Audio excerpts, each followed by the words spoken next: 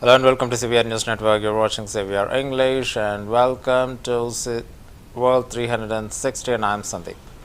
Pakistan's Deputy Prime Minister Ishaq Dar has said on Wednesday that any escalation by India would be met very strongly as tensions rise between the nuclear armed neighbors following a deadly attack in Kashmir. Earlier in the day, Islamabad said it had credible intelligence that India was preparing for military action. In a statement, it condemned terrorism in all forms and vowed to respond assuredly and decisively to any Indian move. Thank you for joining us this evening at a very short notice. Developments in our region for the last few days since 22nd of April. We are obviously, as we speak, the entire. Let me start by Pakistan will not be the first one to resort to any escalatory move. However, in case of any escalatory move by the Indian side, we will respond very strongly. We are concerned over the loss of lives during the Pahalgam attack. Pakistan has nothing to do with Pahalgam incident, period. We demand an independent and transparent probe by neutral investigators as announced by the Prime Minister of Pakistan, Muhammad Shahbaz Sharif. Focusing on its internal problems instead of. It is unfortunate that India continues to weaponize unsubstantiated accusations and allegations as part of its disinformation strategy for narrow political ends. Focusing on its internal problems. The head of the Pakistan administrated region of Kashmir called for the international mediation and said that his administration was preparing a humanitarian response in the case of any further escalation between nuclear armed India and Pakistan. Pakistan's government has said that it has credible intelligence that India intends to launch military action soon after the days of escalating tensions following a deadly attack in Pahalgam. India blamed Pakistan for the April 22nd attack and Islamabad has denied it. We managed to have no losses, casualties and all that. Just to make further that point that there are a lot of activities going on and anything could happen. So we are getting ready and prepared for it anyway. And these few days are, as I said, are very important.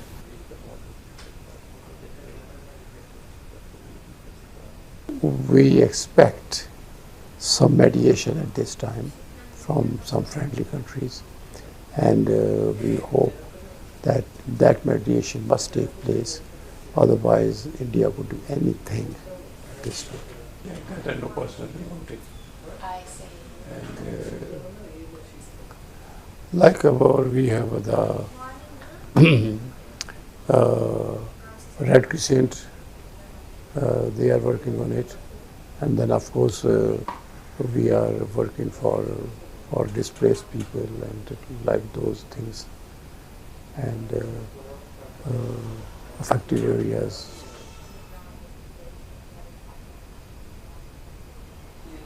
I think this is the right time for the internationally as a whole, and UN Secretary General to play a part, to play some mediating role on Kashmir as well, because as it's for so many long time, and people of our Kashmir had suffered a lot.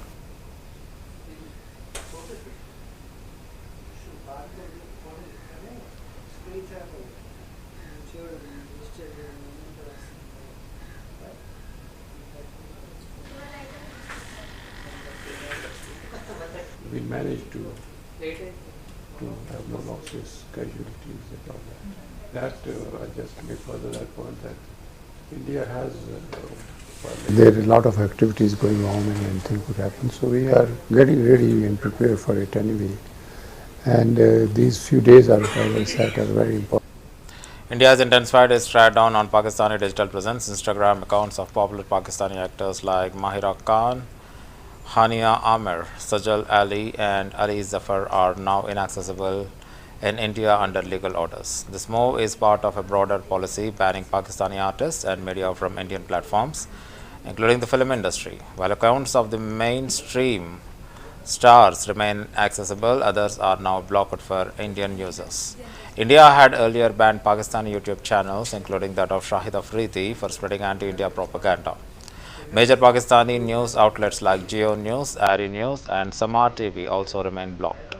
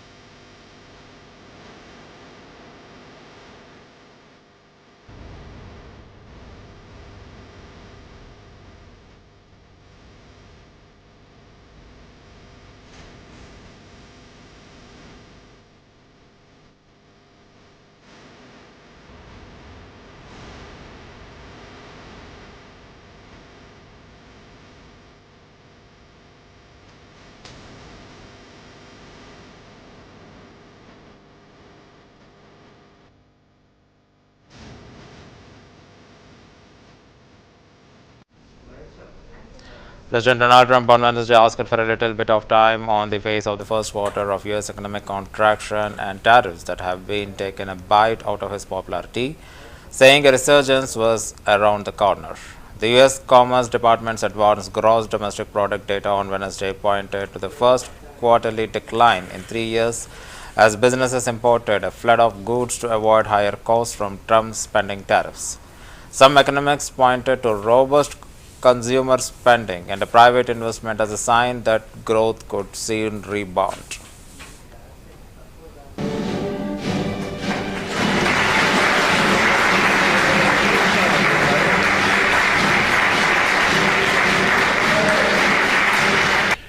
In the first quarter GDP numbers just out today, core GDP, now we're removing distortions from imports, inventories, and government spending, was up plus 3%.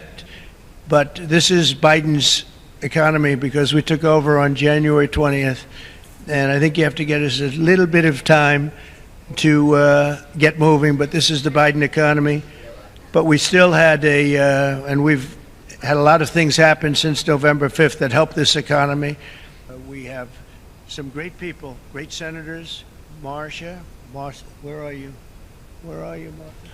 But we've terminated the Green New scam. It was a scam, and halted tens of billions of dollars of money, wasteful deficit spending. It was like throwing money right out the window. And in the coming weeks, we'll pass the largest tax cuts in American history. And I think even more so, we'll be doing things for business like you've never seen before. You saw it in a little smaller version at the beginning of our last term. You know, we had the most successful 4 years that any president has ever had. We're thrilled to welcome to the White House dozens of the world. Mortgage rates are actually down slightly, even though I have a guy in the Fed that I'm not a huge fan of, but that's all right. These are minor details. Don't tell him I said that, please. As the cameras rock and roll back there. No, I mean, he should reduce interest rates. I think I understand interest a lot better than him, because I've had to really use interest rates. But we should have interest rates go down. It would be positive, but it's not going to matter that much because ultimately what we're creating has much more to do with other things than it does just pure interest rates. But it would be nice for people wanting to buy homes and things. I would say if you looked at the last administration, probably for 4 years they did. So I'd like to introduce some of you, President and CEO of Hyundai, Jose Munoz. Jose, thank you very much.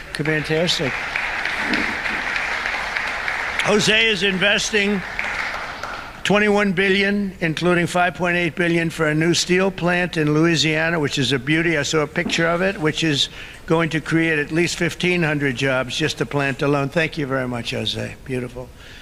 Chairman and CEO of global shipping giant CMA, CGM, Rodolphe Sade. Thank you, Rodolphe. Thank you very much. Fantastic. Investing $20 billion in creating 10,000 new jobs at least. Thank you very much. That's fantastic. You'll be very happy. President and CEO of Toyota North America, Ted Ogawa, investing $88 billion. Where's Ted? That's fantastic. Thank you, Ted. That's fantastic. Ted's investing $88 million for car production at its West Virginia factory, which is a beauty. I've seen it, actually. Congratulations. Thank you very much for being here, Ted. I told Jensen, I told Tim, thank you, everybody.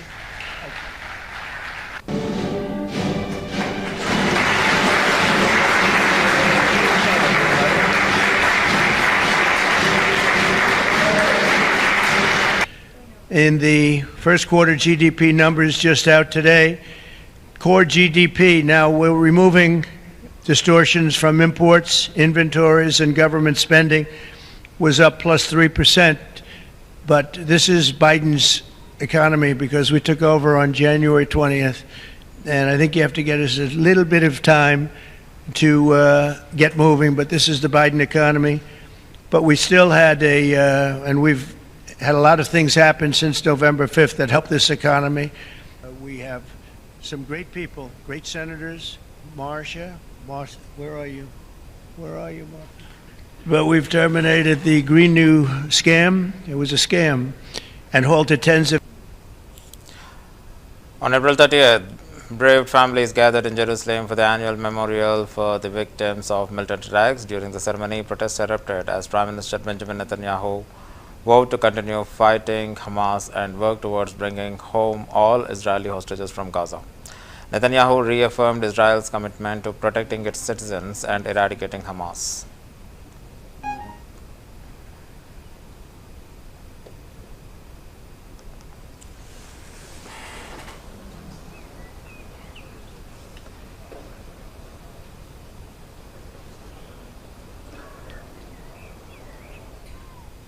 על כך נאמר במקורותינו שרוצות להכחידנו. באותו יום, שמחת תורה, 7 באוקטובר, חיי.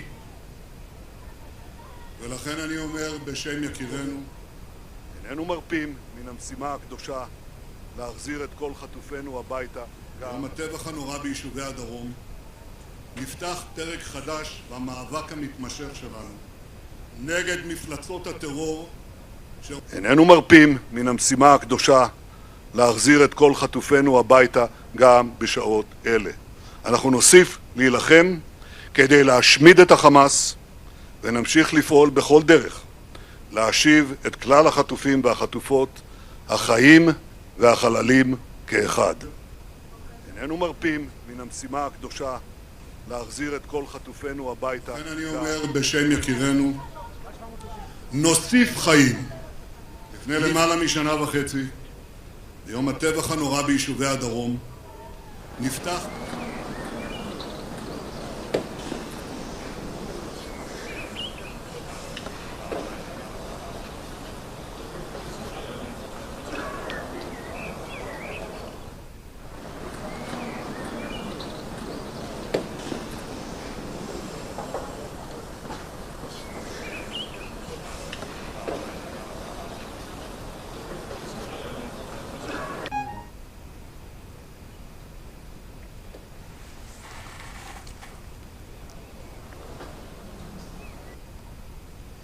Families of the hostages delivered a statement on Wednesday, the eve of Israel's Independence Day, calling for a release of hostages held in Gaza. President Trump, please don't forget us, don't abandon us. You did the first part of the deal. 30 living hostages were released. Please continue to the second part, said Yehuda Cohen, father of Nimrod Cohen, who is still held in Gaza captivity. Israelis were seen carrying posters of hostages and chanting, "No Independence Day without the hostage."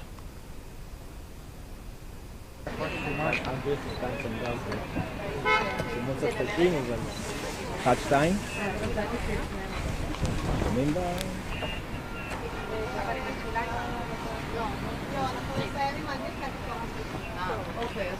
Again, calling President Trump to please don't forget us. Don't abandon us. You did the first part of the deal. 30 living hostages were released.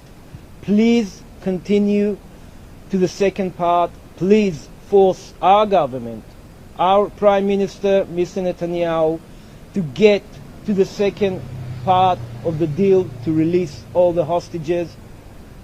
Push him, press him to get to a hostage deal that will only come with a ceasefire. עכשיו! את כולם! עכשיו! את כולם! עכשיו! את כולם! להחזיר את כולם הביתה, דווקא ביום הזה, דווקא במזג האוויר הזה. אין עצמאות בלי החטופים. ברגע הדרמטי הזה, אין עצמאות בלי החטופים. We need that. The hostages need that. The families need that. Our country needs that. Our region needs that. This will be the first step to reconstruct all this region. Please help us.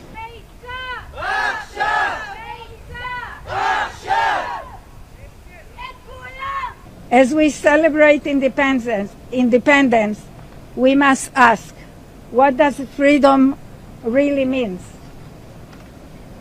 The answer begins with the release of all hostages. This is not just a political demand, it is a moral duty.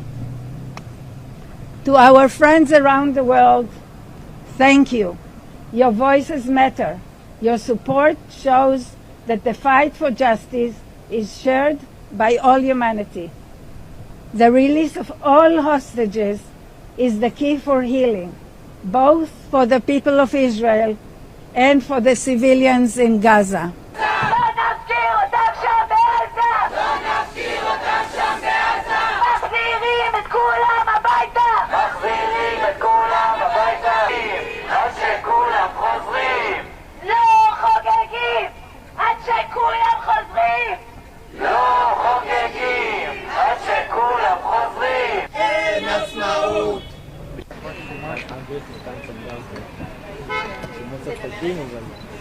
אחד, שתיים. שומעים ב...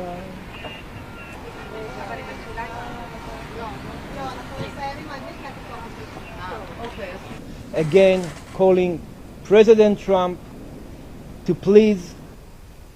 Massive wildfires erupted near Jerusalem on April 38, triggering a national emergency as flames spread through the Judean mountains. Over 3,000 acres have burned so far, forcing evacuations in multiple towns and shutting down key highways linking Jerusalem and Tel Aviv. At least 13 people were hospitalized for smoke inhalation. The blaze disrupted National Memorial Day events and cancelled Independence Day celebrations.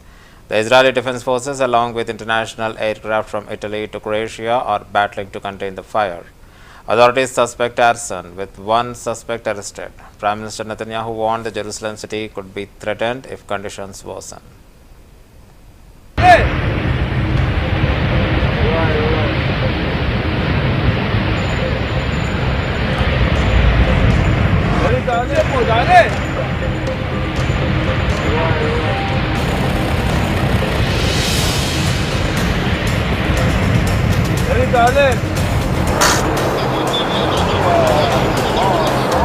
חם פה אחי.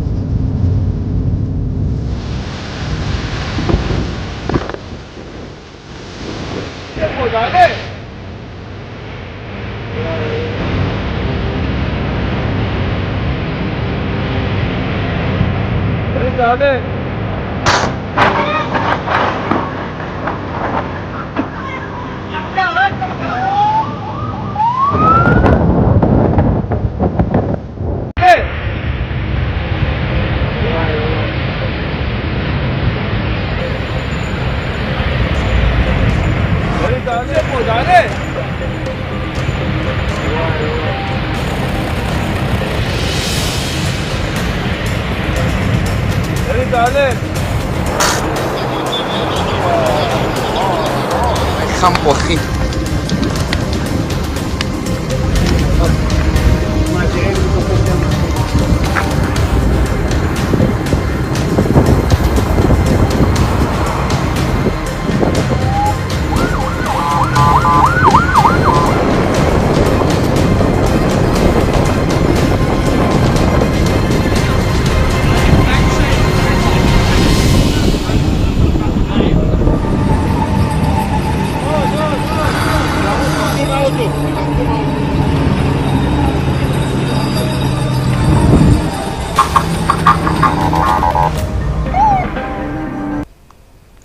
Cardinals from across the world attended a morning mass at St. Peter's Basilica on Wednesday, which was held in memory of the late Pope Francis. Cardinal Leonardo Sandri presided over the service, which took place on the fifth day of the Novena Delay, which is the 9 days of mourning after the Pope's funeral.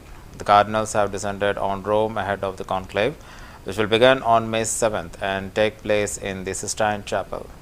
Some 135 cardinals under the age of 80 are eligible to take part in the vote for the next head of the 1.4 billion member church, which is beset by concerns over its finances and divisions over doctrine.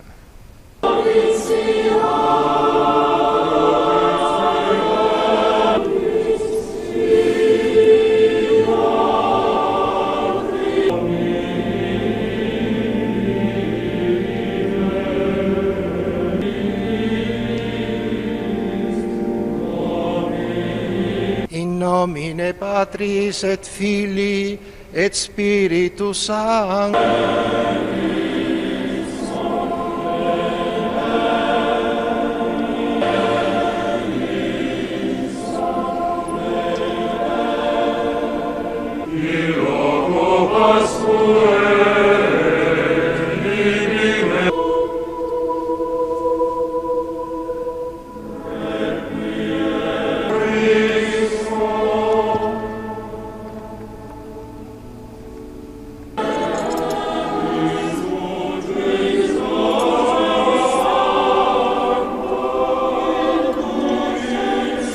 Però ciascuno di noi, venerabili fratelli, porta nel quinto of the dia del deceased Pope Francis novenario is a successor of Peter come continent, in quegli as in spazi those spaces di of collegamento che connection, sono gli uffici della such as the segreteria di offices of. Stato. Now we take a few moments to reflect hemos on the escuchado la homilía del homily cardenal of Cardinal Sandri Leonardo Sancano, and indicating how Pope Francis sought esta to do santa that. misa en el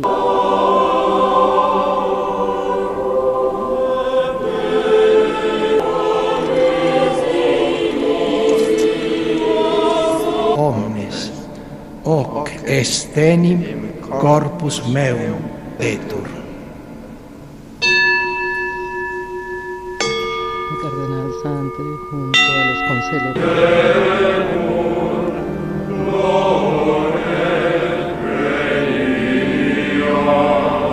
Ipse nos tibi perficiat munus aeternum, ut cum electis tuis hereditatem consequi valeamus, in primis con beatissimum De paz, Share a nuestro gesture of saludo peace with them fraterno a todos and aquellos unite que nos with the Cardinal están Communion.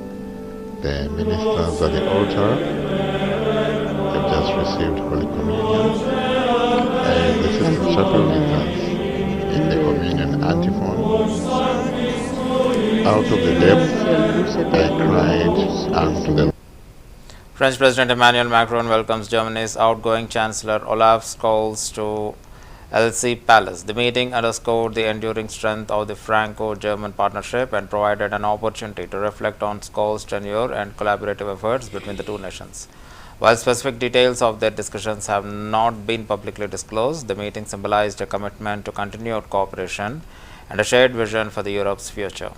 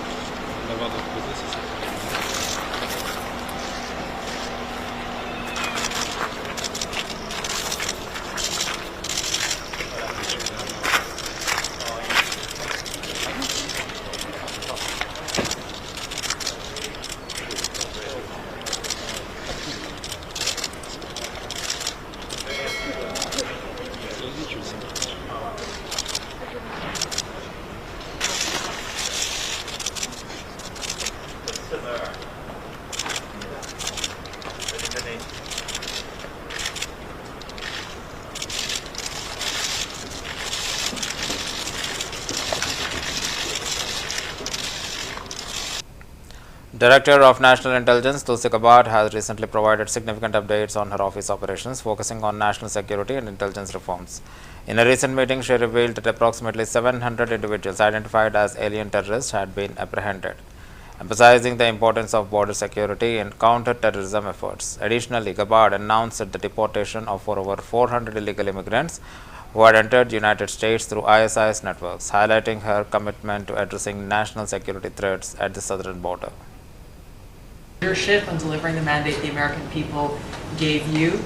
You've empowered all of us to deliver that mandate, and I'm grateful to have the privilege of leading the intelligence community towards ending the weaponization, politicization of the intelligence community that's gone on for far too long, and building out what is truly a lean and agile and effective intelligence community that is helping you deliver that promise to the American people of safety, security, and freedom. So, Mr. President, I'd like to highlight just 3 of the areas where we are helping to support your leadership and your work in making America safe again and bringing about these changes. First of all, because of your designation of cartels as foreign terrorist organizations, I took immediate action with our National Counterterrorism Center to prioritize their focus on those terrorists and gang members who are trying to enter our country through legal or illegal means, and to seek out those who already are here in our country because of the Biden administration's 4 years of open borders. We've been working very closely with your great Attorney General's team at the DEA to get these known cartels into our systems, to be able to stop them at the border, and turning over names to Department of Homeland Security and the FBI to be able to find those who are already here in our country. Just the other day, we found 700 alien terrorists who have... That's the end of the bulletin. Keep watching CVR News English.